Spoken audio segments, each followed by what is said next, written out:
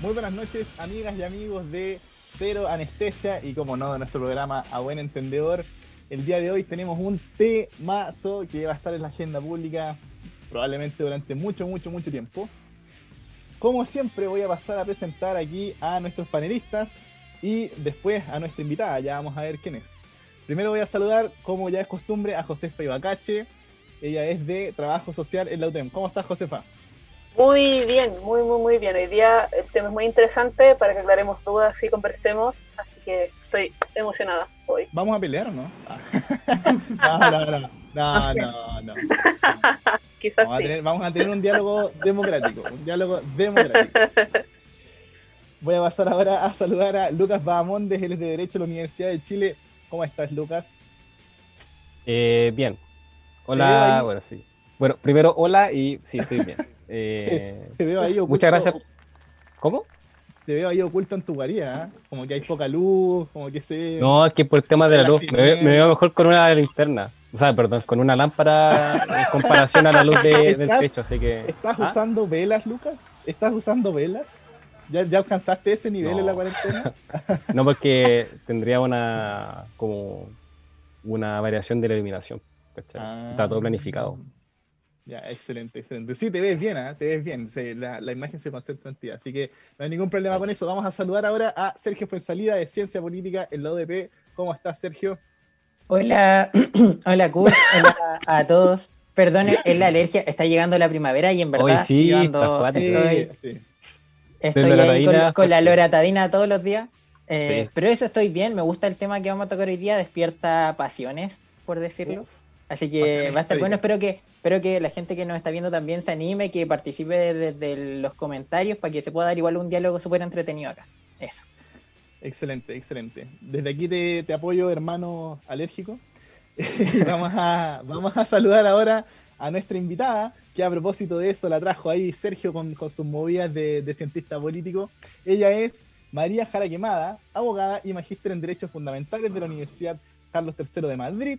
Además, es directora de Incidencia de Espacio Público e integrante del Consejo Directivo de la plataforma Contexto, aunque aquí va a hablar a título personal, ¿o no? ¿Cómo estás? Hola, muchas gracias por la invitación y sí, bueno, o sea, representando a contexto, pero también con ciertas opiniones personales. Ah, Muchas gracias por perfecto, la perfecto. invitación nuevamente. De Muchas nada, gracias muchas a gracias. ti, muchas gracias a ti. Muchas gracias a ti.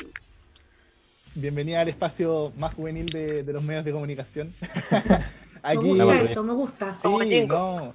Cero Anestesia es un proyecto que partió muy joven, por una radio local, muy pequeñito, y que ha ido creciendo gracias a todas las personas que nos están viendo, a invitados y a mucho esfuerzo. Así que siempre es motivante, y por eso siempre tiramos la talla, la pasamos bien, porque siempre es algo que nos gusta hacer, siempre es motivante avanzar con Llegando este la proyecto. primavera y en verdad Josefa tiene ahí una publicidad. Vamos a pedir que la mutee, ¿eh? La cosa multitasking, hacer tres cosas a la vez. Multitasking. Yo quería Eso. abrir el live del Cinco cosas celular. a la vez, cinco cosas a la vez. Oye, Y pero ya, bueno, pero Bien, chicos, para a la partir, seriedad. sí, quiero pedirle a concepto María básico. primero que nos cuente qué es esto de contexto, para que también la gente que nos está viendo se entere de qué es lo que hacen. Una muy buena labor a todo esto. Así que partamos por ahí primero. Mira, Contexto es una plataforma que une a distintas organizaciones, ¿ya? Está la UDP, donde está ahí participando muy activamente el Laboratorio Constitucional, a cargo de Claudio Fuentes. Está Espacio Público, donde estamos Manuel Ariz y yo participando principalmente. Está Corporación Humanas y está el Observatorio Ciudadano.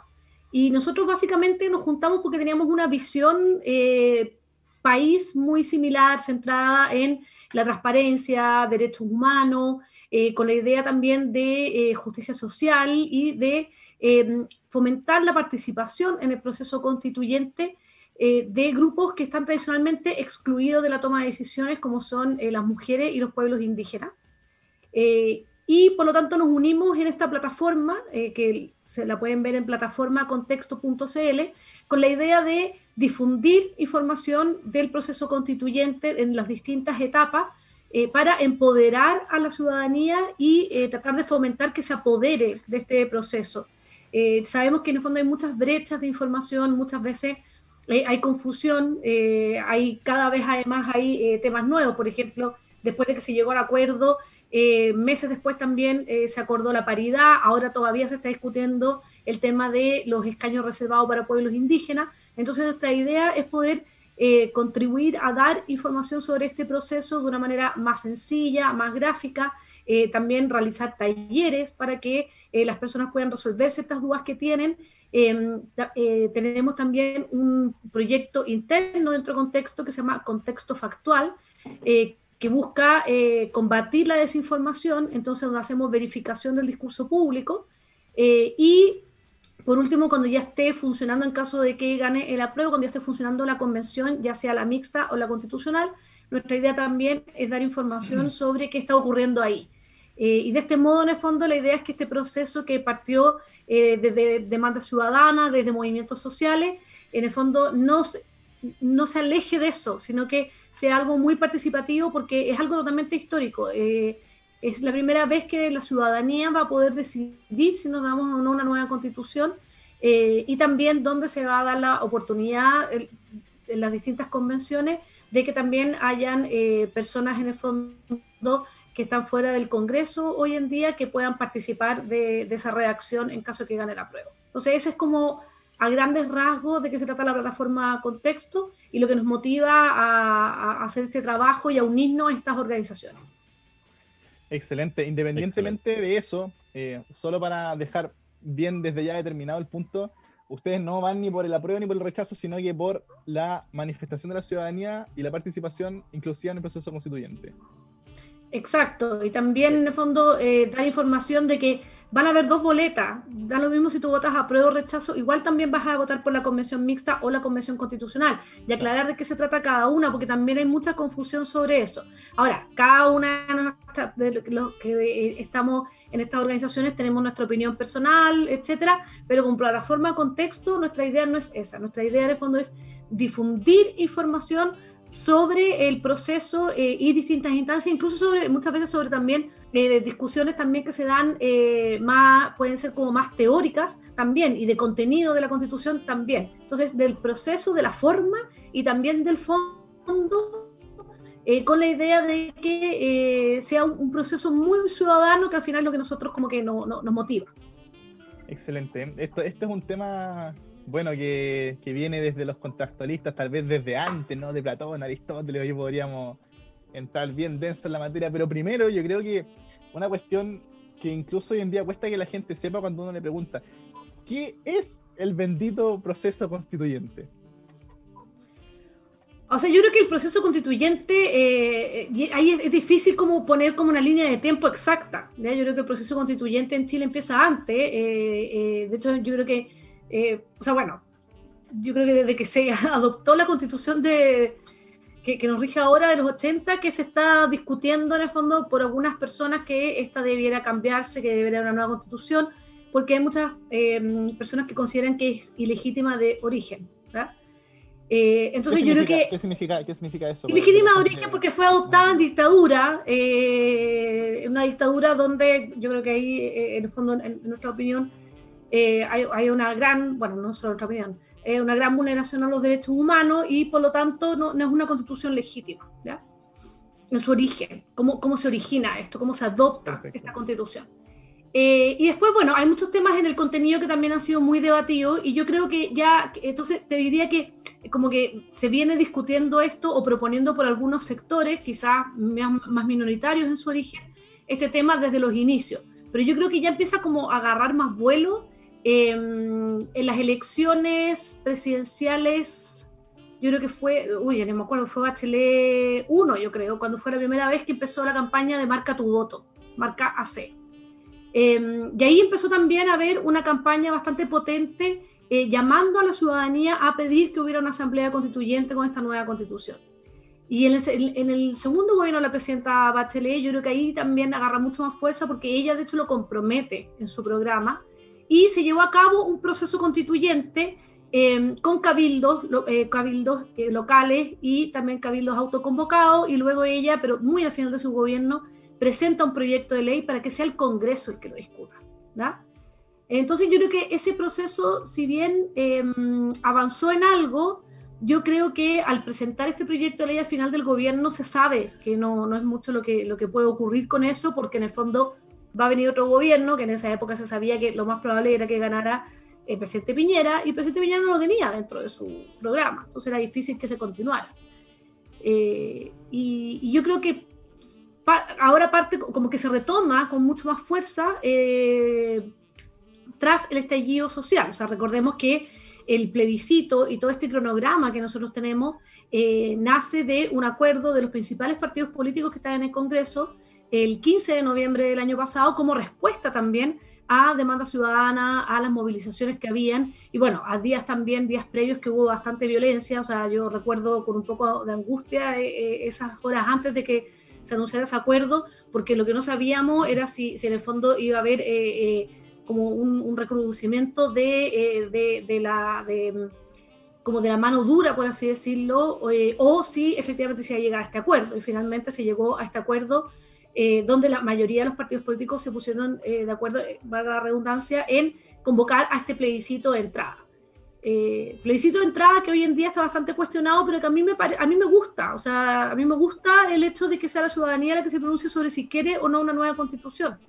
Y no que sea algo como decidido por los partidos políticos, que además hoy en día están muy delegitimados, pero son muy necesarios en democracia. Para ir ordenándolo un poco, entonces, el proceso constituyente entonces es cuando las personas van y eligen, primero, si se quieren dar una nueva constitución, y segundo, cuál es el mecanismo para eso, ¿cierto? Hasta ahí vamos bien.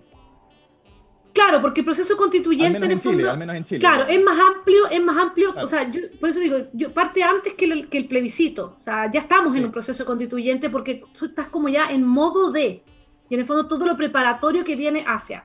Efectivamente, si gana el rechazo, que por lo que dicen todas las encuestas no debiera ocurrir, pero ya vimos lo que ocurrió en Reino Unido y en Colombia, donde las encuestas anunciaban un resultado que finalmente no fue el de las urnas. Si gana el rechazo, claro, podría llegar hasta ahí el proceso constituyente, pero el proceso constituyente en el fondo se inicia antes, desde que empieza a ver como esta presión más fuerte, desde los movimientos sociales, desde la ciudadanía más organizada, hasta que los partidos acuerdan. Entonces quizás como formalmente, así como cuando que en el futuro los historiadores hagan una línea de tiempo, quizás formalmente podríamos decir que parte el 15 de noviembre del 2019, cuando los partidos acuerdan, en el fondo firman ese acuerdo diciendo que se va a dar inicio a este proceso con una reforma constitucional para el plebiscito de entrada, etc. Aprovecho de saludar aquí. Elizabeth Pereira nos dice: hola, buenas noches, cariños. Saludos ahí a Elizabeth Pereira. Recuerden que pueden dejarnos todas sus preguntas en la caja de comentarios. Por favor, háganlo, como siempre. Y entonces, volviendo al tema, ¿qué tiene la gente? Primero, ¿cuántas papeletas vamos a tener? ¿Cuántas elecciones vamos a tener? ¿Y qué opciones va a tener la gente? Y bueno, y de pasada, ¿qué significa cada elección, ¿no? Tratemos de explicar eso lo más en simple que se pueda, porque la idea es tratar de bajar la información, ¿no? Sí. Bueno, nosotros tenemos el plebiscito de entrada, que se le llama, el 25 de noviembre. Recordemos que originalmente era a fines de abril, pero como estábamos con los primeros efectos viviendo de la pandemia, había mucha incertidumbre. De hecho, se esperaba que en estos momentos nosotros ya estuviéramos fuera de eso, pero bueno, ya sabemos que no es así la realidad. Y entonces tenemos el plebiscito el 25 de octubre, donde tú vas a tener dos votos, ¿ya? El primero, que en el fondo te va a preguntar si tú quieres que se redacte una nueva constitución, y tú vas a tener la opción de apruebo o rechazo, ¿ya? Entonces, en el fondo tú vas a decir: apruebo, quiero que redactemos una nueva constitución; rechazo, no quiero una nueva constitución. Y da lo mismo cuál opción tú votes, se te va a pasar una segunda papeleta que te va a preguntar qué tipo de órgano debería redactar la nueva constitución, ¿ya? Y ahí hay dos opciones: la convención mixta constitucional y la convención constitucional, que después podemos entrar a explicar cuáles son cada una y cuáles son sus diferencias. Podemos explicarlo al tiro, ya que estamos en el hilo ordenadito. La convención mixta está integrada por 172 personas, ¿ya? De las cuales un 50% son parlamentarios que hoy en día están en ejercicio y que se van a elegir de acuerdo a la representación que tienen hoy en día en el Congreso. En el fondo va a ser como una dúplica, por así decirlo, del Congreso, pero con 86 en vez de 155 en la Cámara de Diputados, por ejemplo. Y y los otros 86 van a ser electos popularmente, ¿ya? Entonces, por eso es mixta porque es mitad parlamentarios y mitad personas electas para estos efectos.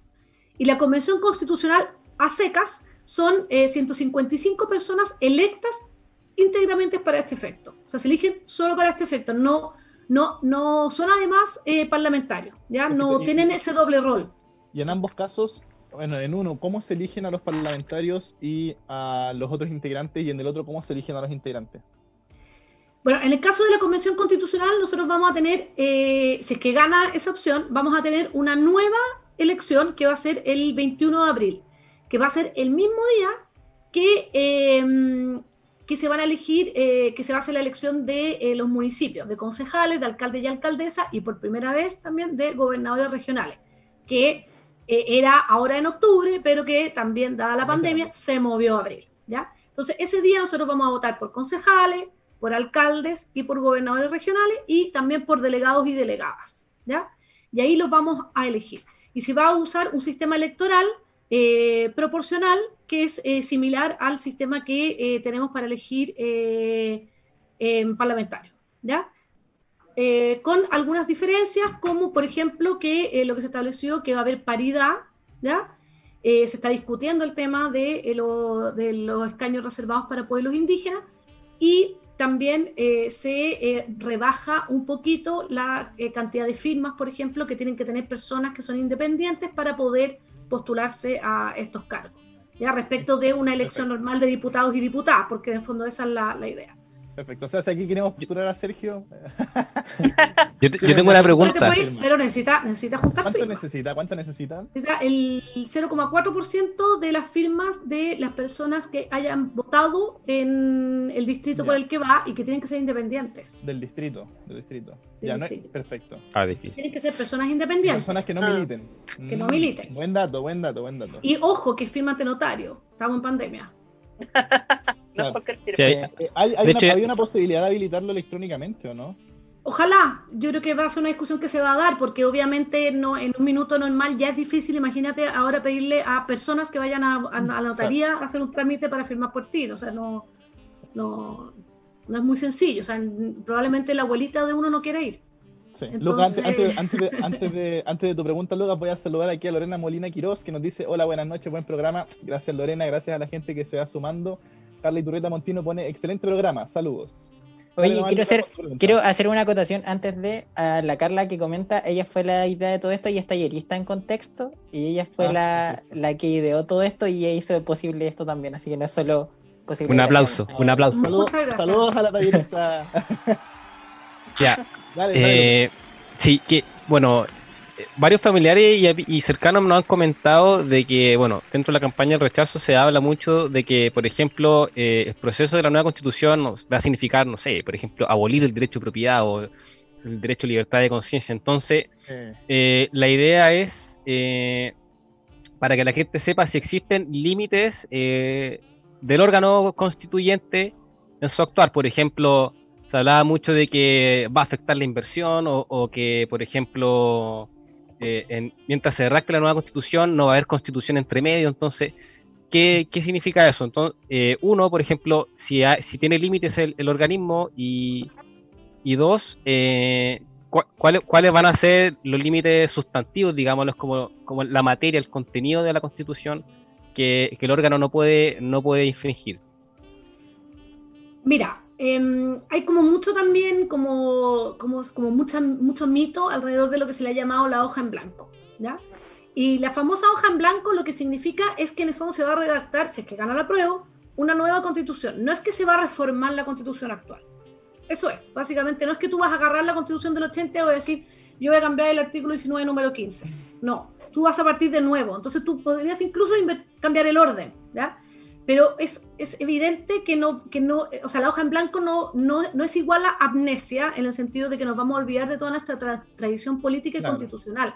Muchas cosas ya están conversadas, ya están decididas. O sea, a ver, todo puede pasar en la vida, pero yo veo como imposible, por ejemplo, que no tengamos un poder judicial, ¿ya? O sea, yo creo que hay como cosas que ya tenemos mucho acuerdo, pero sí pueden haber cambios. Por ejemplo, podríamos pasar a ser un país regionalizado, o sea, con regiones mucho más fuertes, más parecido a una federación que unitario como hoy en día tenemos.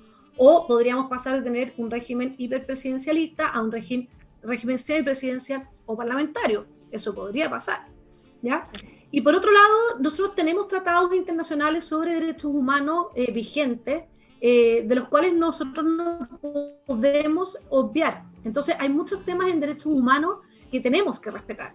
Y el tema no va a ser si hay, en el fondo yo creo que podrían haber quizás más derechos de los que hay hoy en día, o que los derechos fundamentales que tenemos hoy en día tengan un enfoque distinto, ¿ya?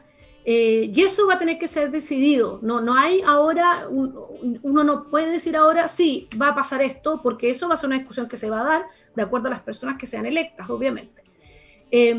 Pero, por ejemplo, el derecho de propiedad, o sea, es imposible que desaparezca. Lo que pasa es que quizás puede tener otras limitantes, pero no va a desaparecer. La gente que está preocupada, Bueno, claro. En realidad siempre se usa el argumento de Chilezuela, ¿no? Ya, bueno, en fin, no hay que entrar en el detalle. Eso es un meme, no un argumento. Pero, o sea, claro, es una falaz, es falaz, pero hay argumentos así tanto en el apruebo como en el rechazo. O sea, para ir en concreto a la pregunta, ¿qué hay de cierto en esto de lo que dijo Lucas? Voy a repetir eso, que tal vez bueno, yo creo que hace falta precisarlo. Quedamos como en una pausa institucional, tipo anarquía, claro, o es posible este sueño, esta pesadilla en realidad que tiene mucha gente, que la gente se va a juntar, no sé, en un estadio y vamos a tener, no sé, una guerra civil y que les van a quitar todos sus bienes. O sea, concreto, ¿sigue rigiendo la Constitución mientras se redacta? Sí, sigue rigiendo la Constitución, y de hecho, una vez que termine el proceso, una vez que la convención, ya sea mixta o no mixta, terminen su trabajo, que para lo cual tienen entre 9 y 12 meses, o sea, puede ser máximo un año, pongámonos en el caso, ya la elección el 21 de abril, pongamos en el caso que están en funciones el 1 de mayo, máximo hasta el 1 de mayo del 2022, ellos entregan su resultado y luego hay un plebiscito ratificatorio, que además tiene voto obligatorio. ¿Ya? Entonces, eso es lo que se llama el plebiscito de salida. El plebiscito de salida, donde nos van a preguntar, ¿usted ratifica, o sea, le gusta esta Constitución, la aprueba, sí, la rechaza, no? Si se rechaza, vamos a quedar en una situación compleja. ¿Por qué? Porque la nueva Constitución, en el fondo, no va a regir, va a seguir rigiendo la Constitución que hoy en día tenemos, pero a la cual, un año y medio antes, vamos a haber dicho que queríamos otra. Entonces vamos a quedar en una situación como un poquito compleja. Pero es la situación que vamos a tener. Y si se aprueba, va a empezar a regir esa Constitución que probablemente cuando se redacte va a tener normas de transición, ¿ya? Es decir, estoy inventando, si vamos a pasar a un Congreso unicameral y nosotros vamos a haber elegido probablemente unos meses antes a los parlamentarios, probablemente haber una norma de transición de cómo pasamos de este Congreso al otro. O sea, todo eso va a haber como una manera como de ensamblar de una constitución a la otra, ¿ya? Y yo entiendo que haya incertidumbre y entiendo que eso a veces ocasione también ciertos miedos, si es normal. Uno es un animal de costumbre, entonces le gusta vivir sobre como escenarios conocidos.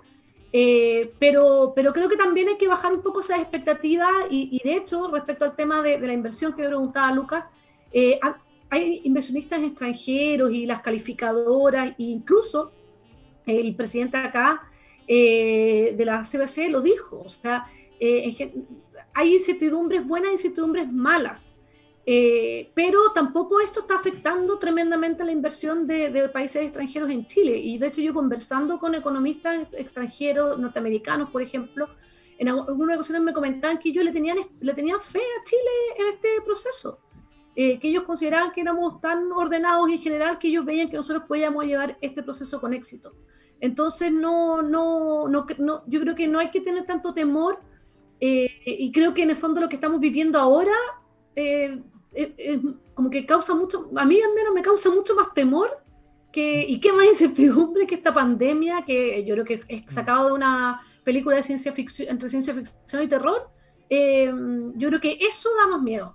Pero para que efectivamente sea un proceso que a todos también nos dé como más tranquilidad, yo creo que es importante que estemos todos tratando de entender, de vincularnos, de exigir, de demandar transparencia, rendición de cuentas y entender bien el proceso. O sea, que esto no sea algo que esta convención se vaya a sesionar a no sé dónde, arriba del cerro, y no tengamos idea de qué están haciendo. No, o sea, traigámoslos para acá y sepamos qué es lo que está ocurriendo. Yo creo que eso es súper importante como ciudadanía, como organizaciones, que nos empoderemos de esto y en el fondo hagamos que el proceso sea nuestro. ¿De qué forma? No sé si alguien tiene otra pregunta. Josefa. Yo tengo una pregunta.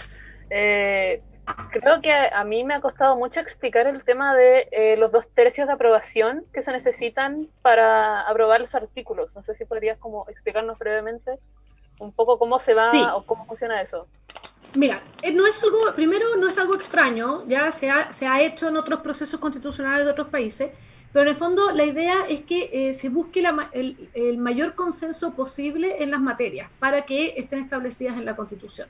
Entonces, en ese sentido, lo que queda en la Constitución es lo que es aprobado por 2/3 de los delegados y delegadas, ¿ya? Lo que no hay acuerdo no va a quedar en la Constitución, y ahí la opción es que luego se pueda desarrollar, por ejemplo, por leyes. Pero esto lo que hace es, por eso mismo, llevarte a consensos. Entonces, puede pasar efectivamente que hayan grupos que bloqueen, pero también generalmente lo que va a quedar es lo más relevante y donde van a haber más acuerdos y vas a tener que tender al acuerdo. Si es que tú quieres que algo quede, vas a tender al acuerdo. Si no, no va a quedar. Entonces, y como decía, hay temas que en el fondo no podemos no regular, o sea, los tratados de derechos humanos que rigen en Chile van a seguir vigentes y hay temas que nosotros tenemos que consagrar. La diferencia va a ser el cómo. Por ejemplo, lo típico que se habla, o sea, el sistema de seguridad social. ¿Vamos a mantener un sistema como el que tenemos hoy en día o va a haber un cambio y va a haber un sistema donde haya más garantía del Estado de la seguridad social? Y eso va a tener que discutirse y ver cómo se plantea. Pero algo de seguridad social va a haber en la Constitución. ¿Cómo? No lo sabemos. ¿Ya? Lo mismo, por ejemplo, con el derecho a la vida. El derecho a la vida va a estar. El derecho a la protección de la integridad física y psíquica va a estar. ¿Va a estar el derecho a la vida el que está por nacer como está hoy en día? No lo sabemos. ¿Ya? Entonces, esos son los temas como que yo creo que van a generar más discusión. Yo creo que hay temas que el derecho a sufragio es evidente que va a estar. ¿Cómo no va a estar el derecho a sufragio? ¿Ya? Pero ¿va a quedar en la Constitución el modo de votar, por ejemplo? ¿O se va a dejar eso a una ley? Toda la discusión que está habiendo hoy en día del voto de COVID positivo, ¿eso va a tener algún impacto en la discusión que haya? Entonces, todo eso como que yo creo que es en el fondo lo que se va a discutir. Y yo creo que también el temas que en el fondo que van a ser como interesantes de ver cómo se van a desarrollar es la institucionalidad, porque en el fondo las constituciones lo que hacen es establecer derechos y obligaciones, pero también cómo nos organizamos como sociedad y cómo distribuimos el poder. Entonces, por ejemplo, el Banco Central va a seguir existiendo en la Constitución o quizás va a quedar para las leyes determinar si existe o no y cómo. Lo mismo, por ejemplo, con el Ministerio Público, el Consejo para la Transparencia, que hoy en día no está en la Constitución, quizás va a estar en la Constitución. Entonces, todas esas cosas yo creo que van a ser discutidas y van a requerir 2/3 para terminar estando en la Constitución. ¿Ya? Perfecto. Aprovecha que también nos dejan sus saludos. Recuerden que pueden poner sus dudas, sus preguntas, sus comentarios, sus críticas, lo que deseen aquí en la caja de comentarios en Facebook. Saludo a Carolina Meneses, que pone felicitaciones, muy buen programa. Un saludo. Y vamos a ir ya a la pausa publicitaria. ¿Tienen alguna otra pregunta? Yo tengo una chiquitita respecto a lo que hablaban recién. Estas leyes que no entren van a pasar a discutirse por el Congreso que vendría después de que se aprobase, si es que se aprueba esta nueva Constitución, ¿cierto? ¿Serían como temas que entraría este nuevo Congreso a discutir? ¿O se podría empezar a discutir desde antes? Eso no me quedó claro. O sea, yo creo que todo se va a discutir después de la Constitución. El cómo y cuándo yo creo que también va a ser bastante definido por esa Constitución. Esa misma Constitución, por ejemplo, va a definir si es que vamos a tener leyes de quórum calificado, leyes orgánicas, o sea, vamos a seguir con los quórum en el fondo, o con ciertos quórum, o van a ser todas leyes ordinarias. Eso también es un tema que la Constitución lo va a definir. Y que es algo hoy en día bien discutido. Entonces, eso también vamos a verlo y en ese sentido es la hoja en blanco, en el sentido de que la Constitución de hoy en día no nos amarra, pero eso, insisto, no implica que toda la tradición que nosotros tenemos y todo lo que hemos vivido políticamente y constitucionalmente no esté presente, por supuesto que va a estar. Excelente, excelente. Sí, Lucas, ¿ibas a decir Clarísimo. algo o no? No, pues haz la pensión publicitaria primero. Ah, Porque ya. me pregunta Bueno, capaz que dé para largo, entonces. tenemos en la segunda parte del programa tenemos ya una cuestión más de intercambio, ya que ahora ya que nos interiorizamos en el tema ahora, y ahí intercambiamos un poco las opiniones, cómo creemos que va a resultar, polemizamos, pero siempre con libertad aquí y en buena onda, como decíamos. Así que vamos con la pausa.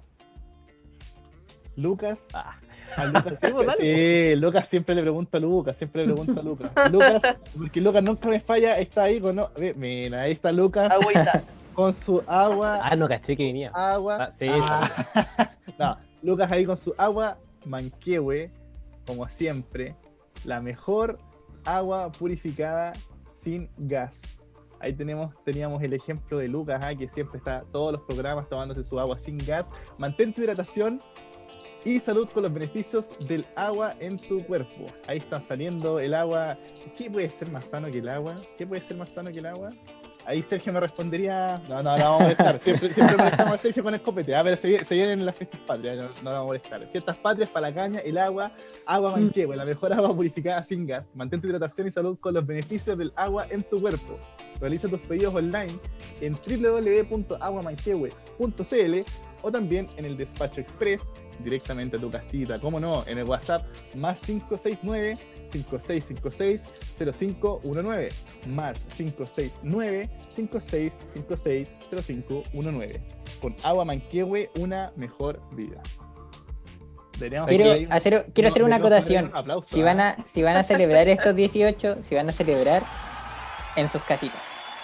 Todo en sus casas. Sí, una fonda en la casa.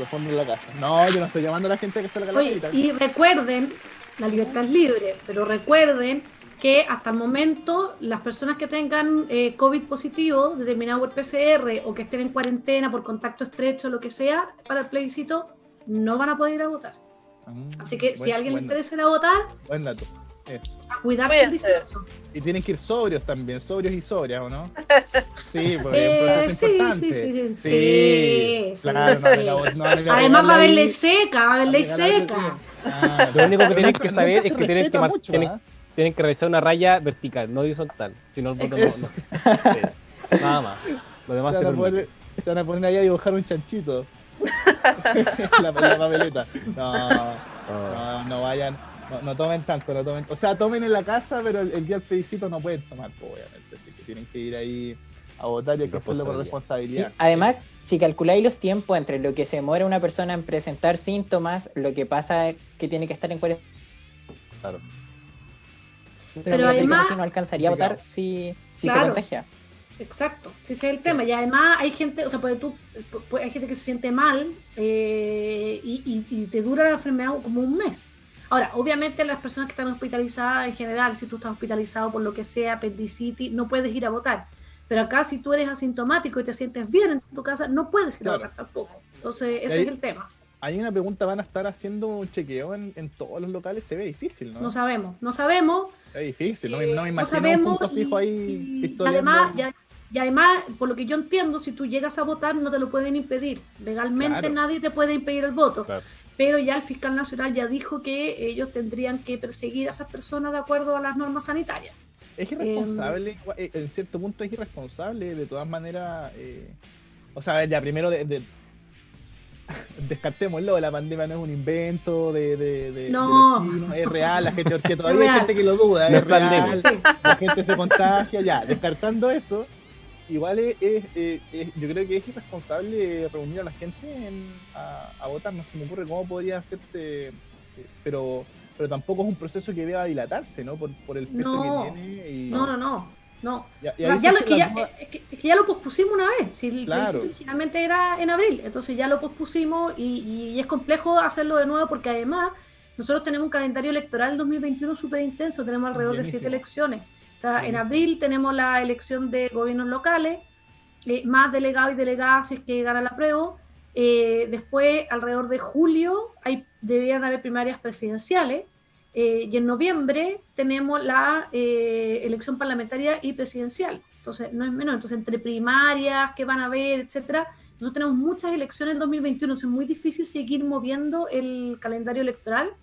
Claro. Y por otro lado, los especialistas dicen que entre que haya vacunas, se le ponga la vacuna a las personas, tengan inmunidad, etcétera, en verdad puede que pase más de un año en que estemos en una situación con pandemia dando vuelta. Entonces, yo creo que salvo que la situación sanitaria esté demasiado compleja y en verdad lo que sea necesario es que nadie se mueva de su casa, yo veo muy, muy difícil que nosotros tengamos que posponer o suspender el plebiscito nuevamente. Lo veo muy, muy difícil, porque además los organismos internacionales te recomiendan, o sea, te dicen que esto es una decisión que no solo tiene que considerar lo sanitario, sino lo político. Y en el fondo, ¿qué podría pasar en el país si es que tú vuelves a mover el plebiscito? ¿Qué impacto político puede tener? Que es un poco lo que empezó a ocurrir en Bolivia, cuando querían volver a posponer la elección presidencial. El impacto político y social también es potente. Hay muchas personas que en el fondo salen a manifestarse, a protestar. Entonces también se contagian además, y se van y se contagian más todavía. Exacto. Claro. Bueno, aquí les voy a hacer una pregunta, me la van a responder uno por uno. Son dos preguntas que también pasan por sus opiniones personales. La primera es si realmente tienen expectativas y fe en este proceso, más allá de que vayan a aprobar o a rechazar, ¿cómo creen que va a salir el proceso para Chile? Vamos a tener una mejor constitución, mejor construida, digamos, hay gente capacitada para ello. ¿Creen que va a ser, por ejemplo, más equitativa? Yo de plano diría que sí, ¿no? Porque es democrática. Pero esa es la primera pregunta. ¿Cuáles son las expectativas que tienen sobre el proceso? Le voy a partir preguntando a la Josefa. Prepárate, Josefa. Y la segunda es, ¿qué opinión les merece hacer este plebiscito de forma virtual? O sea, el voto electrónico a distancia que se ha propuesto, ¿qué les parecen? ¿Qué les parece? Esas dos preguntas. Dale, Josefa. Yeah. Yo sí tengo mucha esperanza en este plebiscito y en esta nueva constitución que yo por lo menos ya aseguro que va a ser, desde mi parte. Igual asumo que no va a ser algo que vaya a arreglar Chile mágicamente de un día para otro, porque no va a ser así. Obviamente va a plantar las bases para que a largo plazo la situación aquí en Chile pueda ir mejorando para todos por igual, y especialmente a los grupos más vulnerables de este país, que yo creo que han sido los que más han perdido con la constitución de los años 80. Que se reparta mejor la torta, como dicen, ¿no? Exactamente. La torta tan mal repartida en este país de la torta, en la cima de la torta mal repartida. Claro. Y que el sistema en sí no sea tan, ¿cómo lo puedo explicar para que no suene feo? No sea tan cruel con la gente que más lo requiere, si queremos decir, con los que estamos más al margen también. Ese es un comentario muy, muy de trabajador social. Sí. No, pero tú lo vives, pues, ¿no? Tú lo ves todos los días. Lo hemos conversado en los programas, como la gente que está en una situación precaria no puede postular una beca, no puede postular un bono, y que quedan al medio, y que quedan abajo. Exactamente. Y respecto a la segunda pregunta, ¿me la puedes repetir para procesarla? Me había preguntado qué opinión creías que o sea, claro, ¿cuál era tu opinión respecto a hacer este plebiscito de forma electrónica a distancia? Y si te parecía riesgoso o no. Me parece un poco riesgoso. Yo tengo un poco de desconfianza por las redes sociales y por, bueno, con todo lo que contempla en internet, si queremos decir un poco. Claro. Me parece que eso sí es un sistema más cómodo si vemos desde afuera, pero que sí hay que tomarles mucho resguardo, porque ya tenemos también casos internacionales donde se ha intervenido en votos electrónicos, donde eso ya está habilitado. Entonces, me provoca desconfianza, sí, pero creo que sería justo, no solo para la gente con COVID que no puede votar, sino también porque en las elecciones, en todas las elecciones, siempre hay gente que no puede votar. Por ejemplo, mis abuelos, ellos están en situación están postrados hace muchos años, los dos. Entonces no han podido votar hace muchos años. Entonces, claro, ahora nos venimos a preocupar por la gente que realmente no puede votar, siendo que en todas las elecciones ha habido un montón de gente que no ha podido votar. Ese es un buenísimo punto. Exacto. Sí.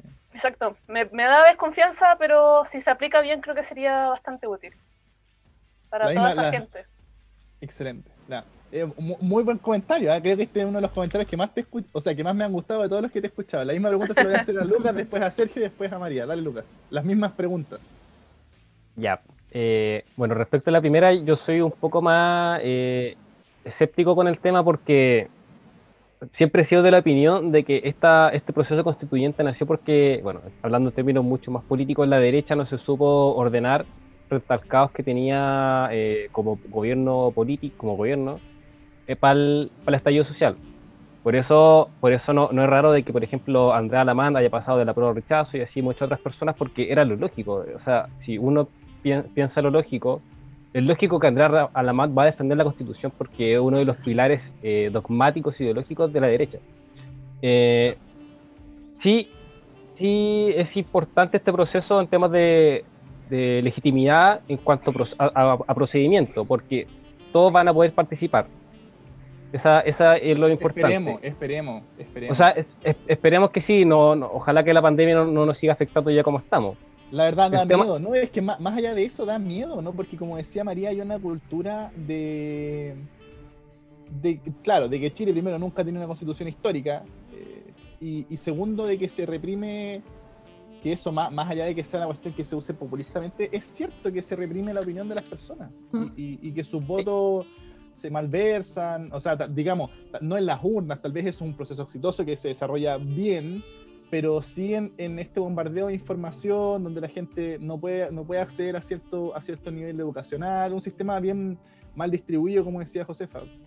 Sí, eso yo te lo complemento con lo siguiente. Se habla mucho de la ilegitimidad de origen, que bueno, María lo explicó muy bien, claro. Y otras personas dicen, bueno, no existe esta legitimidad de origen, pero sí hay legitimidad de ejercicio. Yo eso lo controvierto porque el símbolo de la forma de hacer política que rigió en esta constitución, uno, fue un periodo dictatorial y dos, fue en un periodo transaccional de la política, o sea, en el cual transamos sin parar.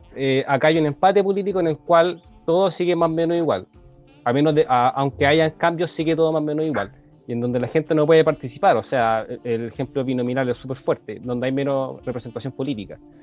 O sea, descartamos de plano el reformar para progresar. Rechazar para reformar, sí, o sea. Sí, o sea, mira, yo soy de la opinión de que es posible de que una constitución ilegítima de origen pueda legitimarse en ejercicio, porque hay un estudio de Tom Ginsburg que afirma que más del 50% de las constituciones nacen en dictadura. Porque hablar de constitución siempre es un tema súper complicado, claro, en términos de orden político. O sea, ahí si no hay acuerdos, salen los militares, o sale alguien con armas. Y suele ser un clima de inestabilidad, ¿no? Cuando la sociedad ya colapsó, claro, y los cimientos antiguos ya no sostienen lo que somos como país. Claro, pero se puede legitimar de ejercicio, cuestión que en Chile acá no ocurrió. Esa es mi opinión. Y por eso este proceso constituyente, aun cuando soy escéptico, tengo la esperanza de que va a ser el puntapié para que Chile pueda tener una forma de concebirse políticamente como comunidad política que sea mucho más republicana, que sea más participativa, más integral. Y eso, ojalá que sea así. Y bueno, si hay algo malo en la Constitución, siempre están las reformas constitucionales. O sea, así se arregló la Constitución de 1833, que muchos decían que, bueno, es la Constitución muy autoritaria, pero que después ahí se amplió la participación del voto, de la libertad de enseñanza, etcétera. Eso es un ejemplo bien paradigmático. Respecto a la segunda pregunta, sobre la votación virtual, yo te diría que ya no fue el tiempo para haberlo implementado.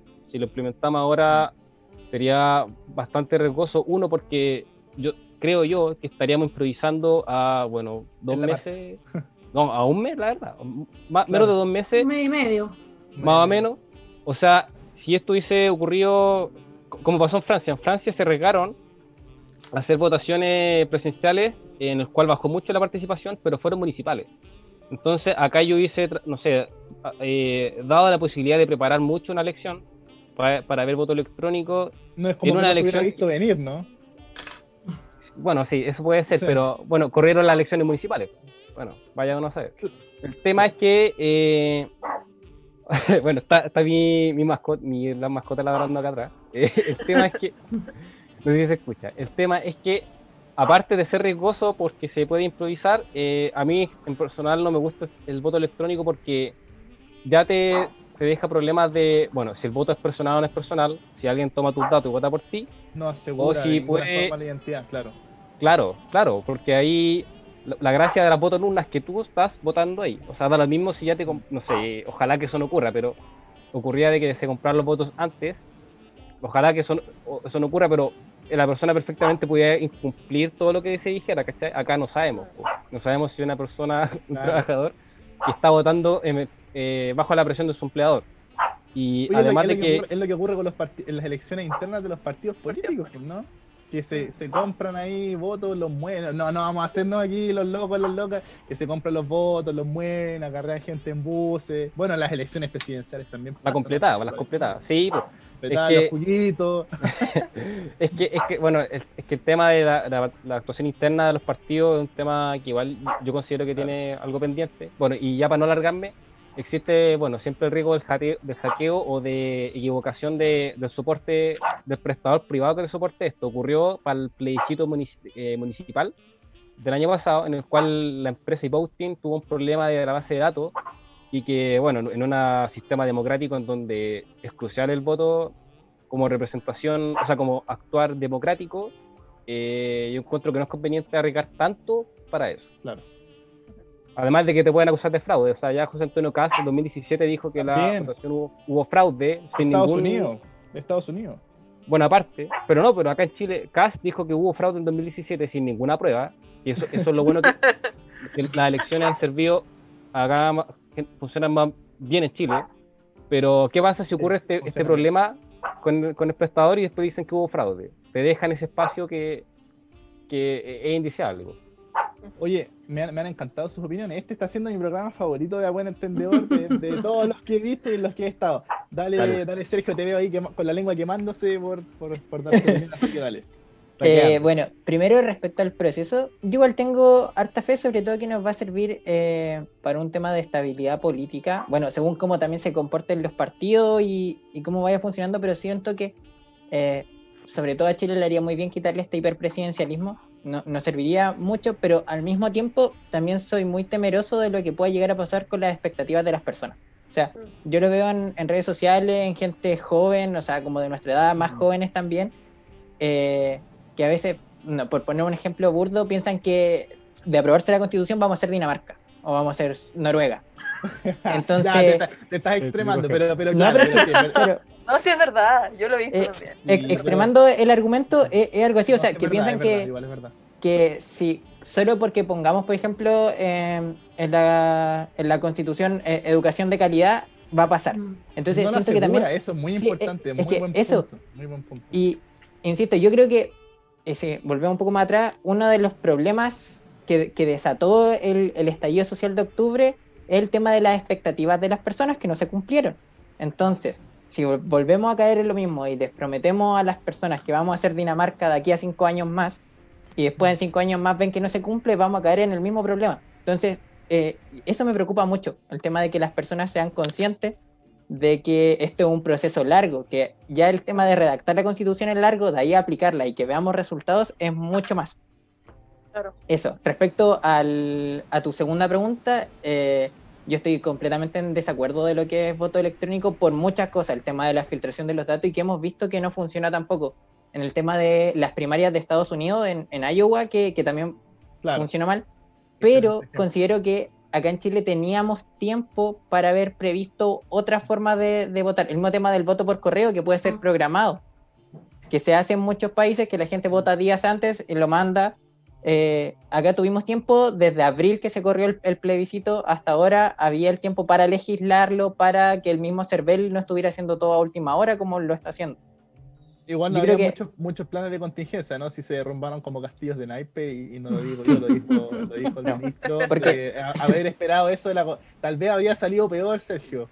Tal vez si me pones ese escenario, yo ya empezaría a cuestionarme si prefiero que la gente se contagie y que vote, a que no se contagie y se produzca esto así y el sistema falle y ahí entremos en el escenario que dice María, ¿no? O sea, que ahí sea una explosión de frustración porque el proceso falló o se cayeron los servidores. Cuestiones... El día de la marmota. El día de la marmota. Cuestiones impresionantes, sí. Dale, te interrumpí. Sí. No, pero era eso nomás, que creo que teníamos el tiempo para haber hecho algo mejor porque, aparte, ya, si bien en abril se podía creer que para esta fecha como que ya íbamos a estar mejor y todo, igual iba a haber gente que iba a estar contagiada y que no iba a poder salir. por mucho que hubiera sido mucha o poca, yo creo que si hay algo de lo que estábamos conscientes, es de que de abril a octubre la enfermedad no iba a desaparecer. Entonces siento que igual se pudo haber hecho algo y se dejó estar, bueno, como muchas de las leyes que pasan en Chile también, pues, nos dejamos estar, ¿no? Años, décadas. Cuéntate una nueva. Dale, María. Mira, yo creo que somos el país que llega tarde. Sobre la expectativa, a mí, fíjate que me genera, como que la emoción que me genera es como oportunidad. Siento que es una buena oportunidad, más allá del contenido, es el proceso en sí, el hecho de que por primera vez seamos como partícipes de algo así. No sé, yo que soy más vieja que ustedes, pero imagino que a ustedes les pasa algo similar. Yo era chica para el plebiscito del 88, entonces yo no participé, no voté, o sea, como que lo vi en ojos de otros, como niñas, y mirando como a la gente, los adultos que me rodeaban, lo que vivían. Y entonces para mí como que me genera cierta como también como la sensación de oportunidad de yo sí participar en este proceso como tan histórico. Como nosotros tener ese lápiz en la mano que vamos a decidir en el fondo qué va a pasar en el futuro.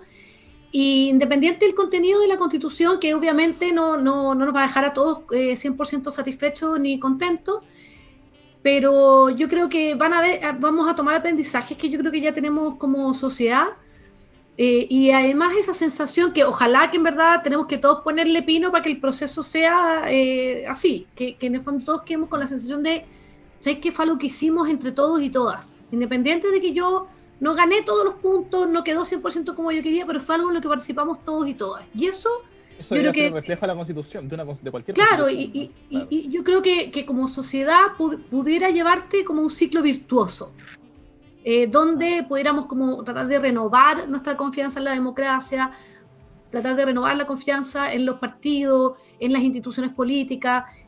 Yo también coincido en que no va a ser como una varita mágica, donde nos vamos a despertar todos mañana en un país feliz y de hadas, pero sí yo creo que quizás nos puede como dar una mayor cohesión, que yo creo que es algo que necesitamos mucho como sociedad y como país. Y por otro lado, yo creo que hay que tratar de bajar las expectativas en torno a dos cosas. Uno, o sea, esto no va a ser Chilezuela, ¿ya? También hay muchos que dicen, no, es que los países que garantizan derechos sociales tienen peor desarrollo económico. Y por otro lado, tampoco vamos a ser Escandinavia. O sea, no va a pasar ninguna de las dos cosas. Vamos a seguir siendo Chile, pero quizás vamos a tener una sociedad más cohesionada y más justa. Y yo creo que eso es a lo que tenemos que aspirar. Entonces, esa es como a mí la sensación de oportunidad que me da. Ahora, yo soy una persona en general más bien optimista, ¿ya? Pero eso es lo que a mí me da y creo que por eso hay que cuidar el proceso, ¿ya? Y por otro lado, sobre el voto electrónico, no, yo estoy muy en contra por todo lo que se ha dicho acá. De hecho, después de lo que pasó en Estados Unidos, hay pronunciamientos de expertos con mucha experiencia que te dicen que hoy en día la tecnología no te puede garantizar el voto secreto, el voto personal. La verificación de la identidad. La verificación de la identidad y también después el conteo de votos. En el fondo, no te permite esa rendición de cuentas que te permite el conteo de votos manual después, la revisión manual. Entonces, además, es muy difícil de supervisar el proceso y todo. Entonces, lo mejor es el voto tal como lo tenemos. Pero sí, yo estoy de acuerdo con Sergio. O sea, nosotros tuvimos tiempo, si no fue abril, sabes que en junio, julio, agosto incluso. Pero yo tengo una frustración respecto a eso, porque nosotros estuvimos súper activamente participando, tratando de promover que hubieran distintos modos de voto anticipado, viendo la experiencia de otros países, tratando que fuera lo más seguro posible, y todas las opciones se nos fueron rechazando por distintos, el voto postal, no, es que viola el voto secreto. Yo no creo que per se lo haga, pero bueno, démosle ciertas garantías para que trate de no violarlo, o por último, establezcamos la excepción, tal como lo hacemos con el voto asistido.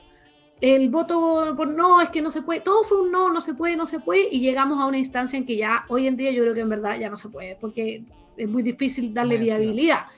Entonces ahora la oposición reacciona y ingresa proyectos de ley, entonces como que uno se frustra porque, pucha, como el servicio electoral no previó esto también antes. Bueno, entonces yo creo que es lamentable, creo que es muy terrible porque es poner como de nuevo ciudadanos de segunda clase que no pueden ejercer su derecho constitucional. Y a ver si de verdad nos hacemos cargo de este tema para las elecciones del 2021, como se prometió, y de una gran deuda que nosotros tenemos, que es con las personas privadas de libertad que no tienen suspendidos su derecho a sufragio. Y que esas personas, a pesar de que la Corte Suprema lo ha dicho, debieran poder votar, no se les da la facilidad para votar. Entonces, al final, es un derecho, o sea, como país está incumpliendo tratados internacionales, porque Claro.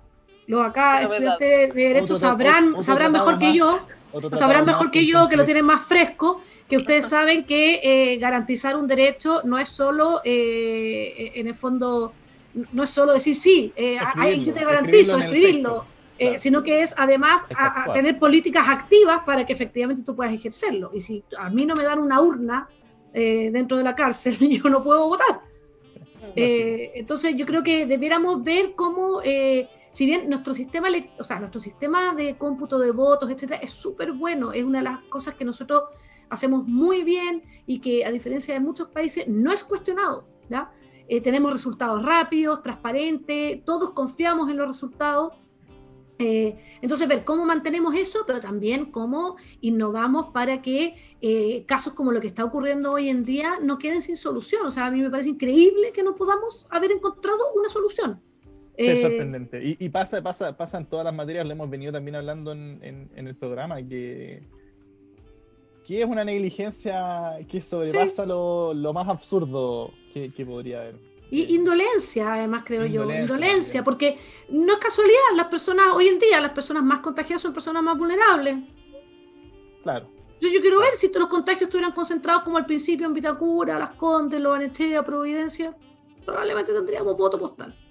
Claro. Entonces, Y además yo creo que hay una atención médica diferente, por supuesto. claro, entonces hay un tema, yo creo que esta pandemia como que vino a desnudar lo que ya estábamos mirando desde octubre, pero en el fondo como los dos países distintos que tenemos y por eso yo tengo ese optimismo. O sea, yo sé que en nuestra constitución, por mucho que tú escribas lo que quieras escribir, el papel es el papel, y en el fondo tú necesitas que eso sea garantizado también.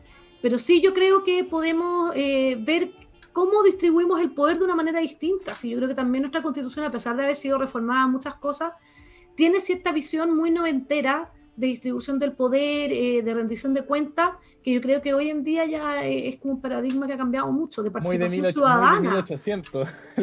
Tenemos hasta las municipalidades, sí. No nos falta nada. Por eso, entonces... voy a espera un poco, Sergio, voy a leer los comentarios.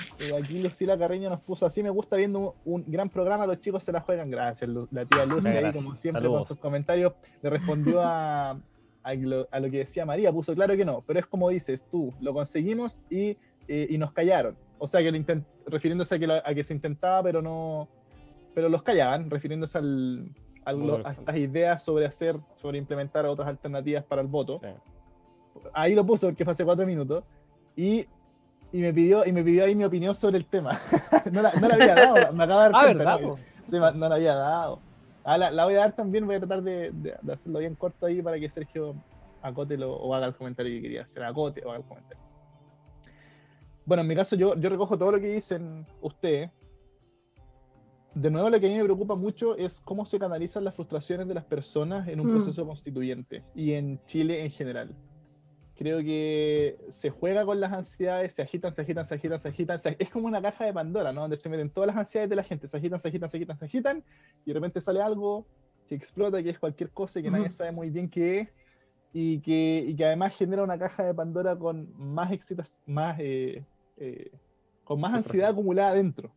Entonces, finalmente nos enfrentamos a un contexto en el que cuesta mucho superar el miedo, primero, el miedo a que ese voto se materialice en algo que representa a las personas, que se aleje de lo que la gente tanto pide hoy, que es que los partidos políticos no tomen este sistema o esta nueva constitución y la reduzcan a una reproducción 2.0 del sistema que tenemos hoy, y además que esas ansiedades agitadas se conviertan en un proceso que sea significativo para las personas y que los represente. Chile es un país muy, muy, muy diverso. Es mucho más diverso de lo que uno podría imaginarse y cada una de las culturas distintas que tiene nunca han encontrado un espacio de unión, no hay un punto de comunión. Pienso en los pueblos originarios, cada uno tiene su cultura propia. Pienso en la comunidad sorda, las personas en situación de discapacidad que viven una realidad completamente distinta a las de la mayoría de chilenas y chilenos, y que esas personas tengan hoy la oportunidad de generar un proceso así es una cuestión muy enriquecedora, y que por lo enriquecedora que es y por las esperanzas que levanta, amerita hacerse con mucho cuidado y precaución y no prometerle a las personas de nuevo esto, que vamos a ser el mejor país del mundo, pero tampoco amenazarlos con que si manifiestan lo que quieren o si hacen uso de su derecho de libertad, que esa libertad se va a ver completamente reprimida y que vamos a terminar en el peor lugar que podríamos estar. Que hay que hacerlo sin miedo, y en realidad las constituciones solo se hacen porque en los contextos en que se dan siempre son riesgosos, siempre hay gente con pistolas cerca, siempre hay gente amenazando destruir todo cerca, y grupos que quieren tomarse el poder y tomarse el proceso constituyente, y en Chile no podemos permitir que eso pase como ha pasado siempre. Bueno, yo creo que ustedes también tienen una tremenda responsabilidad, en el fondo ayudando a informar y en el fondo invitando también a las personas a no como decepcionarse del proceso tan rápido y dejarlo en las manos de las personas que siguen teniendo la toma de decisiones hoy en día. Yo creo que la idea es que eso no ocurra. Y obviamente hay frustraciones ya. Por ejemplo, hay muchas personas que pensaban que la Convención Constitucional iban a ser personas totalmente independientes, como de la calle, casi que al azar, y no, o sea, van a haber representantes de partidos políticos, pero eso no lo encuentro malo. El tema también es que nosotros empujemos para que los independientes tengan más cabida, votemos por ellos, conozcámoslos, si es que no queremos personas de partidos políticos, también yo creo que se puede presionar para que los partidos políticos lleven a personas distintas, que le den cabida también ellos a los independientes. Y en ese sentido, o sea, si logramos, miren lo que se ha avanzado en este tiempo. Miren el 10%. Lo del 10% se veía como algo totalmente imposible. Fue aprobado por 2/3 de ambas cámaras. O sea, 2/3 de ambas cámaras. O sea, eso es como, yo no sé si lo había visto en mucho tiempo, algo así. Entonces, yo creo que son posibles muchas cosas si nos empoderamos. Ya el plebiscito que estamos viviendo viene de movilizaciones ciudadanas. Entonces, yo creo que no tenemos que soltar el proceso. Y yo creo que eso es súper importante, y ustedes también tienen responsabilidad en eso, en informando, y nosotros como contexto quedamos súper a disposición de lo que necesiten. De hecho, comentarles que nosotros en general participamos en cabildos que se puedan organizar. Obviamente ahora lo estamos haciendo de modo virtual, pero si hay universidades, federaciones de estudiantes, escuelas, colegios, vecinos, primos, amigos, familias que quieran hacer un cabildo, que quieran más información sobre el proceso, nosotros estamos 100% disponibles. Ustedes nos ponen fecha, lugar, y nosotros llegamos virtualmente a sus casas, escuelas, cabildo, todo. Vamos a tener cabildo en especie, entonces, ¿no? Así que lo que necesiten, ahí plataforma contexto.cl, contexto-cl en Twitter, y nosotros encantados. Tenemos un montón de material también que se puede descargar, y en el fondo esa es la idea. Y vayas a votar apruebo, rechazo, no importa. Lo importante es que voten las personas y que se informen, que se vote informado, que tomes tu decisión en base a información y no a lo que ustedes decían, en base a desinformación, en base a miedos de otros, de terceros, o mitos. Entonces, yo creo que al final eso es lo más importante de todo.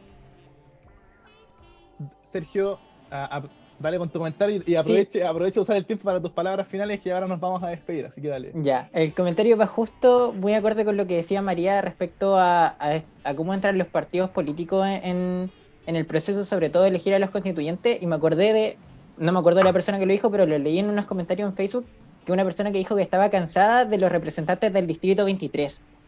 Yo después, buscando qué era, claro, en el sistema binominal el Distrito 23 era lo que era Las Condes, Providencia y Vitacura.